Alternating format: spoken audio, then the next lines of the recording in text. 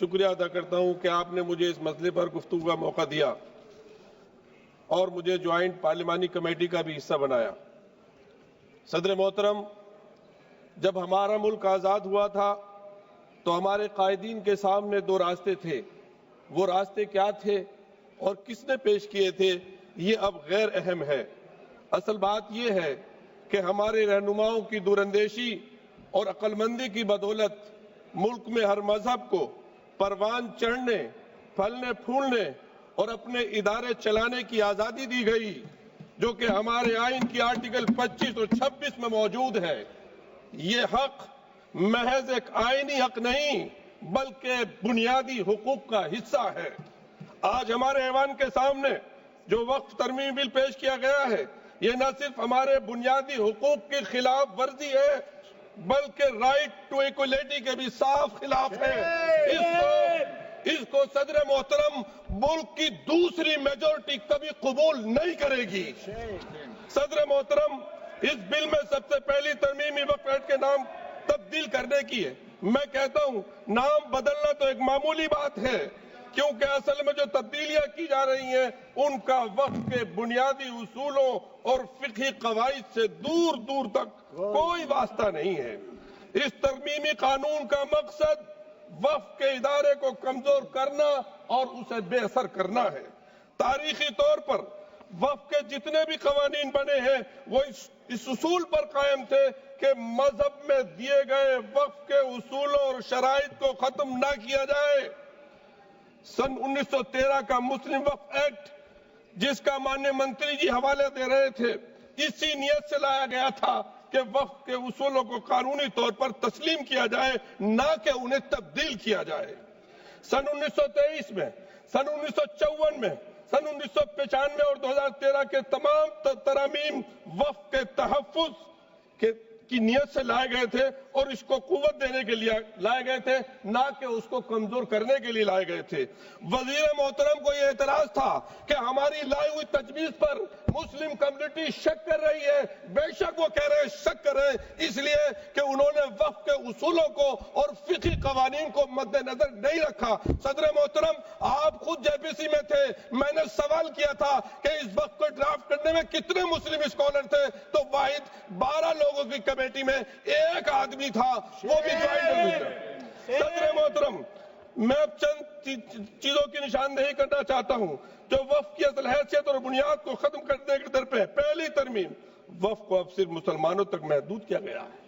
میں دل پر ہاتھ رکھ کر کہہ سکتا ہوں، صدر محترم، ایک ذاتی واقعہ بیان کرتا ہوں۔ پارلیمنٹ کی مسجد کے سامنے رہ کر سارے دیش واسیوں کے لیے دعا کرتا ہوں۔ میں اب دعا کیسے کروں گا جب یہ محدود کر دیا جائے گا؟ میں ایک واقعہ آپ کو بیان کر رہا ہوں۔ ابھی راجستھان میں گیا، تجارہ کے پاس ایک گاؤں حسن پور ہے، اس شادی میں گیا، اذان کی آواز آئی، میں نے کہا یہاں مسجد کہاں ہے بھائی؟ جب مسجد دیکھی وہ بڑی سندر مسجد تھی، میں نے پوچھا یہ مسجد کیسی ہے؟ انہوں نے بتایا کہ یہاں 400 سال پہلے کوئی درویش تھے، اس پیڑ، وہ پیڑ بھی ابھی باقی ہے، وہ یہاں بیٹھتے تھے اور یہاں سے ہمارے ہندو مہاراجا جی گزر رہے تھے، ان کو بیماری تھی، وہ ٹھیک نہیں ہو رہے تھے، کسی نے کہا کہ ان سے دعا کرا لیجئے، انہوں نے دعا کی، وہ ٹھیک ہو گئے۔ بعد میں جب گئے تو مہاراج نے کہا کہ اپنے لیے دعا کرا کے رہے، تمہارا وارث کوئی نہیں ہے۔ وہ پھر دوبارہ گئے اور اللہ نے ان کی دعا قبول۔ ہمارے دیش صوفی رشی منیوں کا دیش ہے، یہ ولیوں کا دیش ہے، یہ تمام دھرموں کی جو روحانی شخصیات ہیں ان کا دیش ہے۔ آپ دعا کرنے سے روک رہے ہیں سر، غیر مسلم کو وقف کرنے سے روک رہے ہیں۔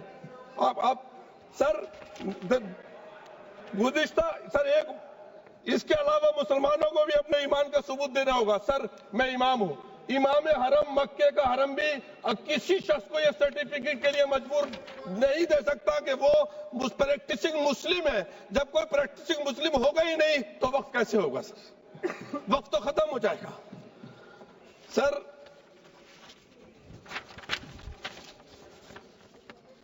وقف بائی یوزر، جس کے مطابق اگر وقف کی دستاویز نہ ہو، ڈاکومنٹس نہ ہو، وقف کرنے والے کی شناخت نہ ہو تو لمبے عرصے سے جاری استعمال کو وقف مانا جاتا ہے۔ یہ اصول ہم نے نہیں بنایا، پریوی کونسل کے فیصلوں سے باضابطہ طور پر یہ اصول مانا گیا۔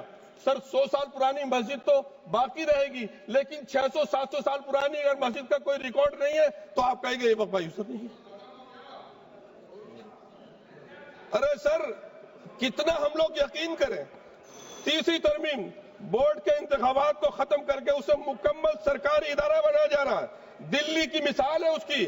دلی وقف بورڈ کو تحلیل کر کے اس کا انتظام ایک ایڈمنسٹریٹر افسر کے حوالے کیا گیا جو ایک طرف ریلیجیس کمیٹی کا چیئرمین تھا, دوسری طرف وقف بورڈ کا ایڈمنسٹریٹر تھا. اس نے بہادر شاہ ظفر نے جس مسجد کے لیے ریپیئر کے لیے بولا تھا, میرے پاس ڈاکومنٹس ہیں اس مسجد کے, وہ راتوں رات مسجد اخوندی مہرولی میں شہید کر دی گئی.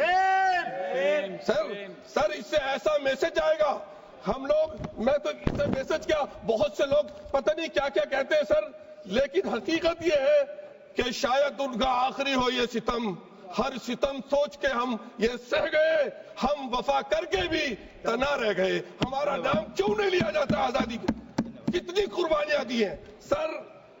میں اور کیا کہوں, کچھ لوگ تو اتنے ماہر ہیں, دامن پہ کوئی داغ نہ, دامن پہ کوئی داغ نہ خنجر پہ کوئی دھبا, تم نشت کرو ہو یا کرامات کرو. سر ہمیں ان سے وقف کی امید کیسے کر سکتے ہیں جو نہیں جانتے وقف کیا ہے؟ ان سے کیسے امید ہے وفا کی؟ سر میں اپنی بات کو ختم کر رہا ہوں. آپ ختم کیجئے, 30 سیکنڈ میں ختم کیجئے, 30 سیکنڈ. سر میرے پیارے وطن میں ایک کلچر کو پروان چڑھایا جا رہا ہے جو کلچر میرے ملک کا نہیں ہے. میں اپنے دل کی آواز سے کہتا ہوں, ہزاروں سالہ تہذیب کا جو کلچر ہمارا جو دیش کا رہا ہے, یہاں میں اپنے اسلام دھرم اور عیسائی اور جوش دھرم کے ساتھ سے بھی کہہ سکتا ہوں کہ میں اسکالر ہوں اور آپ سب کا سمان کرتے ہوئے کہہ رہا ہوں, سب سے پہلا انسان اور سب سے پہلے انسان کے ساتھ جو ہم سب کی ماں, جس نام سے بھی کہے, بھارت ماں کہے ہمارے میں, یا گرانڈ مدر کہے, وہ ہندوستان آئے تھے. تمہاری تہذیب اپنے خنجر سے آپ ہی کرے گی.